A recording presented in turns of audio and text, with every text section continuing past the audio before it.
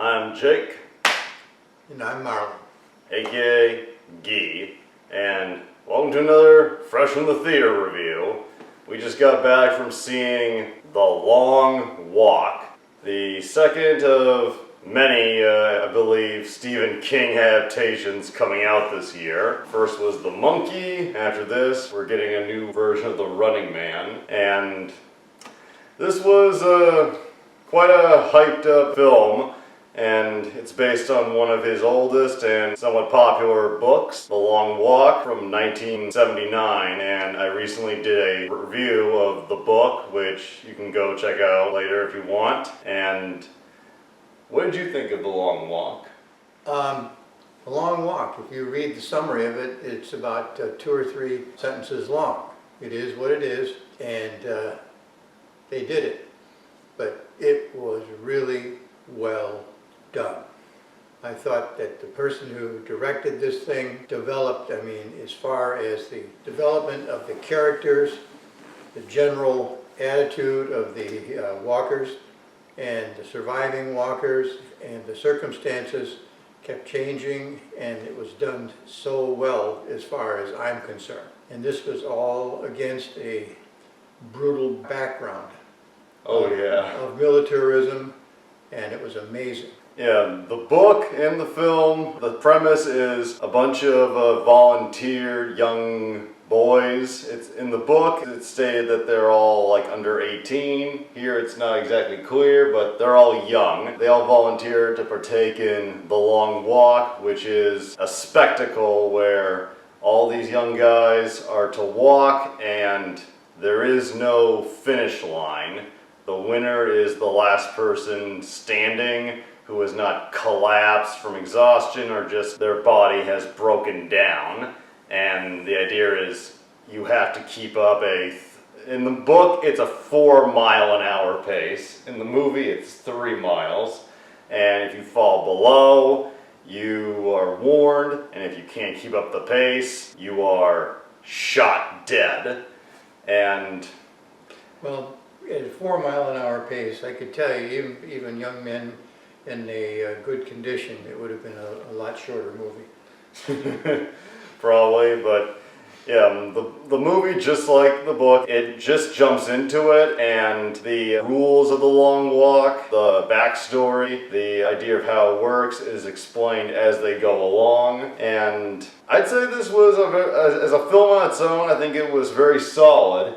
It was, again, very brutal, very intense, and the horror of the situation very quickly sets in. You find yourself, like, even with characters who are not entirely focused on, you find yourself just on the edge wondering, are they going to get it? And the big theme that really carries is, it's not a matter of who's going to die, it's a matter of when.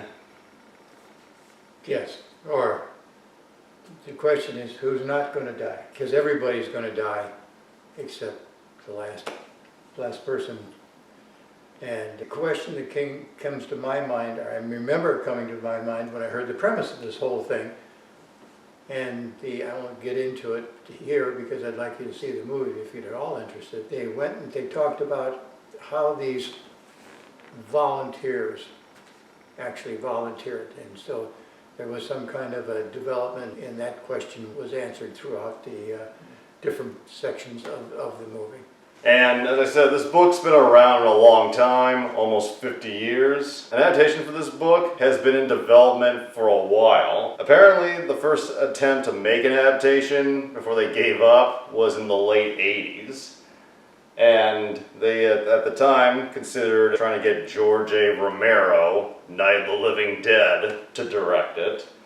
And in the late 2000s, like 2007, I believe, at one point, Frank Darabont, the guy who did Shawshank Redemption and The Green Mile, he was set to direct, but then it fell apart again. It was like they kept trying, and they're like, nah, I don't think we can, and now they finally did. The director they got was Francis Lawrence, whose best known credits are the Hunger Games movies. He directed almost every one of them. And it's funny because the premise of The Long Walk, the premise of The Running Man, they're both like game of death spectacles for the nation to watch. All I could think in the past was, did the Hunger Games rip these stories off? So it's funny that the director of them is now making The Long Walk. The similarity between the you have no choice but to participate in the Hunger Games and in this one, that part was very similar. And the quote game in this was pretty, what would I say, pretty much less complicated than the Hunger Games. They do give reasons for why they're doing The Long Walk, like what drives people to keep it going. And it's clear this is a very, like the book, movie are dystopian settings. And it's a, yeah, as you said, militaristic and pretty totalitarian state. And we see as it goes on, no one really has freedom of opinion expression anymore. Doesn't appear to, right. It's very vague when, like what setting this takes place in. The book was the same way. They never specified the year. There were some culture references, but no specific time, like is this supposed to be an alternate present day or the future? Some of the technology they use in this implies it could be an alternate version of the past, but it's hard to say. And I kind of like the ambiguity of it. Yes, I will go along with that. It doesn't give you a lot. The most you get as far as background is after the war, our economy was really wiped out and it really hasn't recovered yet. That was a change. That was an original thing for the movie, and it wasn't a bad change. It explained enough, but it didn't over-explain it. Mm-hmm. They just gave you enough to give you the gist. And the main questions I had going in were, is it suspenseful? I'd say so. You know the overall ending, but it was very suspenseful because you're starting out with, what, 50 walkers? Yeah. And like I said, there's a huge amount of character and attitude development across the whole number of them. With a much smaller group than the whole 50, were pretty much the lead characters. Yeah, in the book, it's 100 walkers. It took two from each state, huh? Yeah, well, I guess. In the book, they don't do the one per state thing. But here it's 50, and the kills are, damn, they are bloody. Like, they were bloody in the book, just with the vivid description, but to actually see them not hold back despite the young age of the characters was just real shocking. Yeah, and that's where the repeated killing by soldiers that were doing their orders, and there was just no emotional first warning, second warning, third warning. Yeah, I love whenever they said over. Yeah, over. The warning calls by the soldiers were exceptionally well done, very chilling, just cold. And as it goes on, some of the characters get killed. You don't even get to know them, but just like the walkers, it kind of becomes accepted, like they become desensitized to it. The big question: did it flow? Because, as you know, a story can change in pacing with an adaptation, and I'd say it had a good pace for the most part. There were some parts where, I don't know, maybe could have had a little more conversation, but it did move along, I think, reasonably well. It didn't feel like it did not drag at all. No, it did not. Except for the people who end up having to drag their broken feet. Yeah, the people who were trying to stay in the walk. And this is just a kind of a filmmaker question. The cinematography, how did the film look? Because they're walking across like a country, like the highway. They're walking across the great Midwest of the U.S. In the book, it explicitly takes place in Maine. Of course it would. As you expect from Stephen King. But here, yeah, they actually never say which state, as far as I could tell. Yeah, one city was mentioned, but Sioux City, which is in Iowa, by some of the dialogue between the walkers, but that was about it. I thought it looked just excellent. It was very murky, very ugly, matched the state of everything around them. The big thing that, this is the book and the film, the story is very character driven. It's the characters that make you stay along. And they develop the characters very well. Some parts are a little different, but the camaraderie between the main group, focused characters, was what I really enjoyed reading. And here, at first I wasn't sure how it was going to go, but they did grow to be strong friends, and I did enjoy watching, particularly the main two, Garrity and McVeers. Yeah, the story and the brutality are simple, but it's the growth and development of the characters that really tells the story. And I myself wasn't too sure of, did I really want to go see this movie? My good movie watching friend here wanted to go see and convinced me out, and I'm glad I went. I saw it once. I don't need to see it again. But this was heavy, but it was well done. Very much, and the actors, I'd say a majority of them did very well. Cooper Hoffman plays Garrity, the main focus kid. He's a bit heavier than I would have pictured him, but he did a good job. Played a determined guy who still had something of a heart, but he was determined to win. McVeers, he became a strong pal, and he had his own, I guess you could say, hopefulness for the end of this. Just they were both pushed by the want to win and the refusal to die mentality. David Johnson, who played McVeers, he was given a lot to do, and he really put his all into his performance. Yes, I think the director was a good, strong director for what needed to be done, but I think that the people who stood out were very talented actors. A good director can't make you a good actor, but we had those two and two or three others that were strong contributors to the strength of the friendships and the reaction and how over time and over this tiring walk they developed as people. Another part that was well captured was just showing like the mental, not just the physical, but the mental breakdown of walking as long as they do with no sleep, and just seeing their sanity start to slip for certain walkers. Yes. I mean, in all of them, they showed, even though it didn't slip away from everybody in the same way, everybody manifested it in one way or another. Some more than others. And when certain walkers went, it was very emotional. I like that it was still able to pull that off, still able to make you care. Like, even if for the characters who I didn't like, you found yourself like shaking your leg, wondering, are they going to be the next one to go? And the two walkers who I guess were somewhat the antagonists in the original story, Barkovich, the long-haired blonde kid, and Stebbins, the kind of mysterious kid who knows so much about the walk. Stebbins is not really that much, he's not really as much of an antagonistic character here as he was in the original. And they really changed him a lot, and we'll get to that later near the end.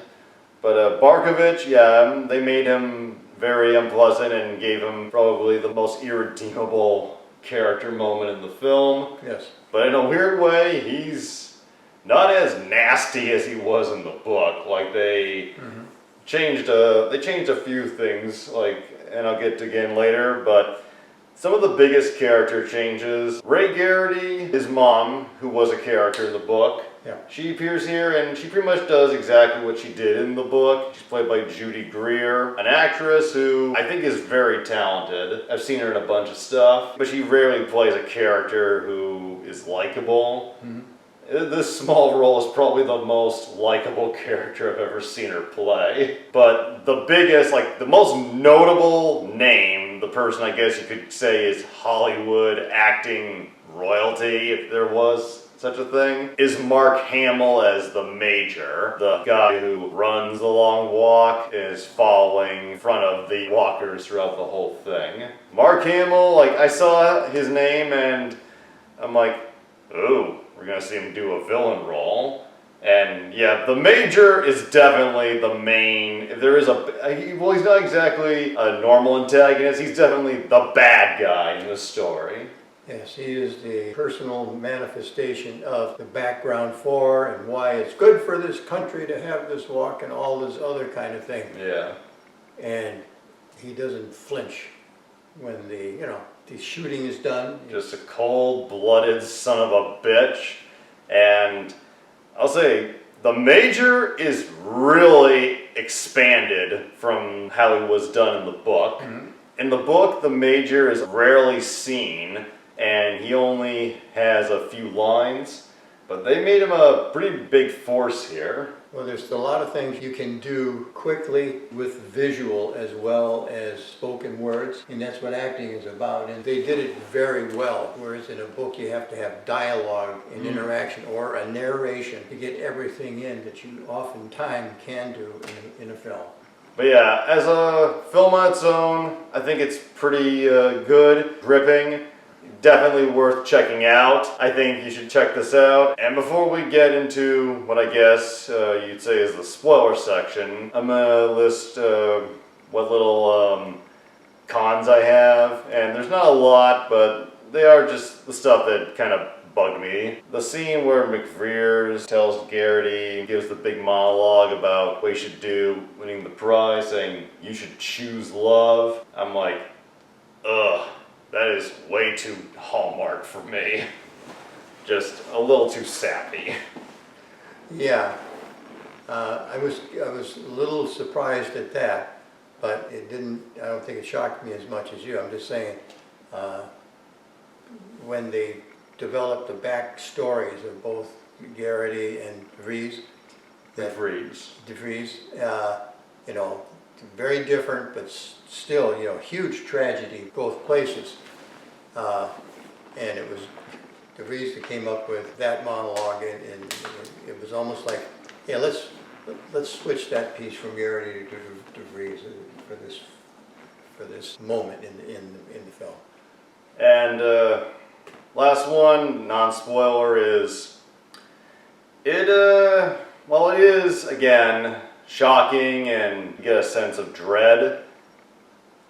There was at times it feels like they were trying to be a little too, they gave the characters a few too many moments of being hopeful, upbeat. I know some of them have to have a bit of hope for what they're going for, but I don't know, just it feels like it should have been a little even more dark, like a little more bleak. Yeah, I understand what you're saying. There's some truth in that, but on the other hand, when they did occasionally interact with the public that was around observing going on, it was amazing that the public was simply accepting this. Clearly a sign that this has been going on a while. Yes, and here it is, you're seeing this happen, and you know it's happening, and it goes on and on and on like this. And people were accepting it. It was like, it was a patriotic thing. Clearly what's been, they mentioned, what they've been brought up to think and believe. Yeah, it is a social and a political comment in a lot in that way. And this is written in 1979. Yep. Well, some things don't change that much. Or maybe our friend Mr. King is a seer.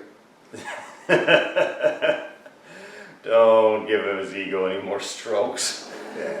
Well, those are my thoughts. I recommend checking it out. And do you?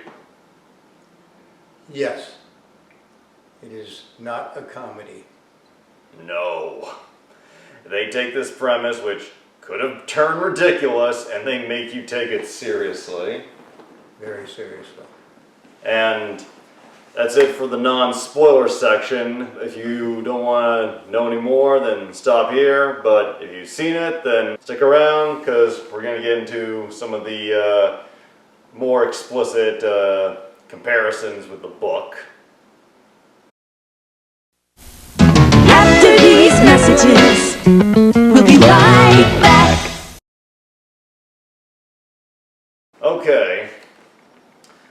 Some of the big changes from the book, and I do see this as its own film, but it's a little hard not to think back to how it went in the book. But I think as its own, this movie works pretty solidly. But the book was a lot more bleak than the movie, and a big change that they made was the characters in the book, while they were complex and there was a lot of development and the developing friendship was a huge factor, the characters in the book were a lot more flawed as human beings.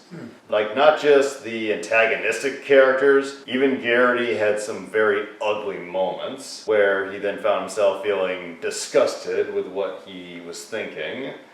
And the McVrear's character, he was not as nice as he is in the movie. He was still a strong friend. In the book, he kept picking Garrity up, but he kept saying, I'm not going to do it again, but then he kept doing it anyway. Like, he didn't want to admit, I guess, that he had grown attached to him. But in the movie, he says he has scars from like an abusive childhood. Right. In the book, his facial scar, it's implied through his telling of events that he was cut by a mentally unstable ex-girlfriend who thought he was trying to rape her. And the way it's written, it's left kind of ambiguous. Did he or did he not? Like, they made him potentially a much darker character.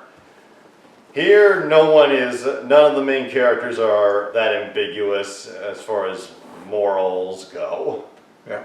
On the one hand, I get it, yeah, don't want to make them too unlikable, but the characters in the book never, like McVrear's, Garrity, they never went 100% unlikable, but King made them very flawed and complex. The character of Stebbins, he reveals that he's the son of the Major. Right. What did you think of that? That surprised me.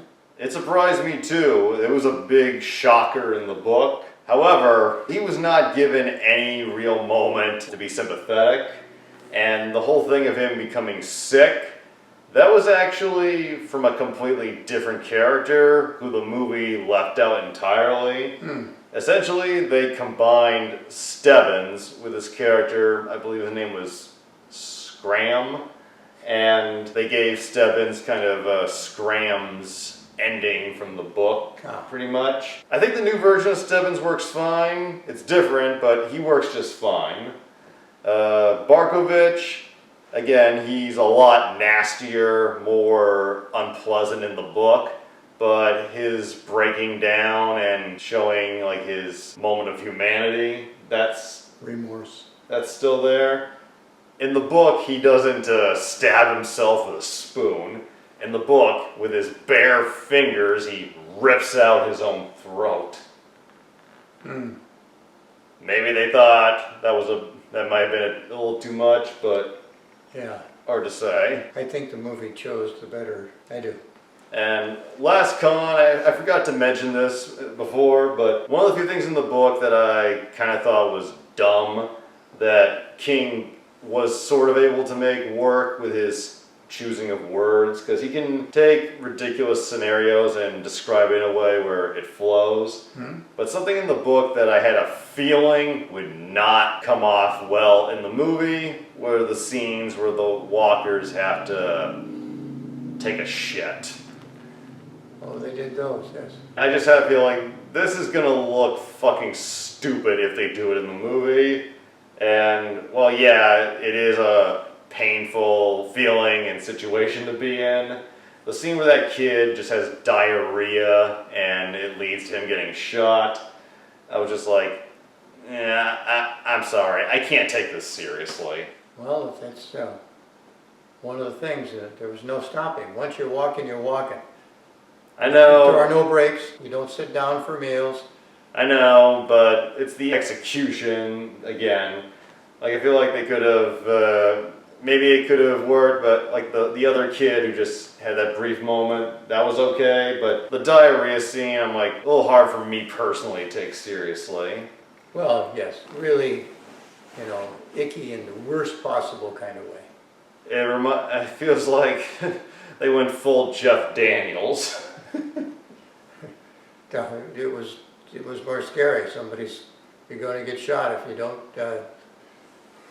Probably the biggest change from the book is the backstory they give the Garrity character, that he actually has a history before the long walk with the Major. As I said, in the novel, the Major is kind of a not very often seen character. Mm-hmm. Here they had explicitly stated that the Major shot Garrity's father for speaking out or having banned material that he was reading to his kid. Mm-hmm. And this was like Garrity's motivation in the long walk because he wanted to avenge his father. That's an entirely original thing, and I think on some level that is a good addition. Yeah. It ups the motivation for the lead. It helps explain that, yes. And now, and this is the main reason we have a spoiler section, because I feel like I have to talk about this, the ending. Now, before I get into it, what were your thoughts on the ending? Because it's often a big criticism of Stephen King stories that while the journey is engaging and pulls you in, the endings can more often than not go south. Langoliers. But what did you think? It wasn't Langoliers. It kept me guessing. How's this going to go? It could have gone either one way or another. And the way it did go, I hadn't thought of. So to me, it was better than the Langoliers and all that kind of thing. There was some finality to it, but not absolute end, because now DeVries has to live with something he said shouldn't be the ending in his conversation with Garrity. So it didn't just finalize it, but it was that was well done. If that's what they were going to do, I thought they did the ending well. The ending of the novel was the thing that just made me not completely 100% love the book. Because the book as an entirety, beginning to the last 2 pages, is amazing. But the ending, while not god-awful, the ending of the novel is just a big, that's it. And what I mean by that is, there really is no clear ending. It just stops abruptly, and there's no closure.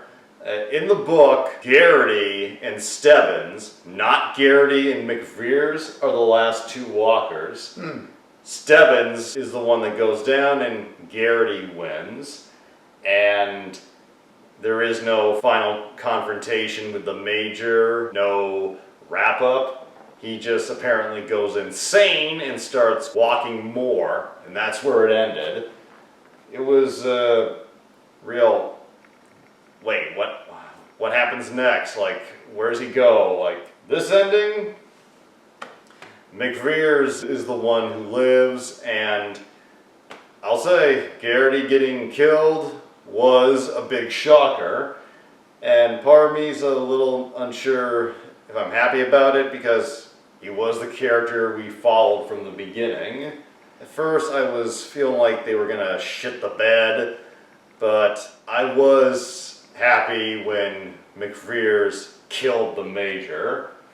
I'm like, that is so much more satisfying than just having the Major go on living in the book. Yep. So yeah, the ending of the film was a bit up and down for me. I'm a little sad that Garrity didn't make it, but I'm glad the Major died. And unfortunately, I still think they chose not the best note to go out on, with McVeers walking in the rain.